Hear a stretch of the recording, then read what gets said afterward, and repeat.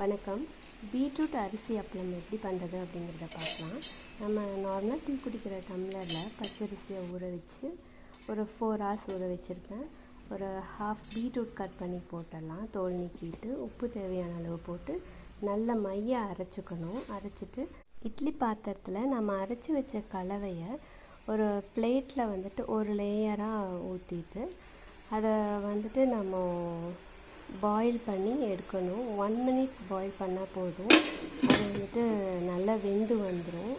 அதுக்கப்புறமா நம்ம அந்த தட்டத்தை எடுத்துட்டு ஒரு ஸ்பூன் வச்சு அப்படியே ஒரு சைடில் லிட்டில் தள்ளி விட அது அப்படியே வெளியே லேயராக வந்துடும். அதே மாதிரி எல்லா மாவையும் ஸ்ப்ரெட் பண்ணி இந்த மாதிரி எடுத்துக்கணும்.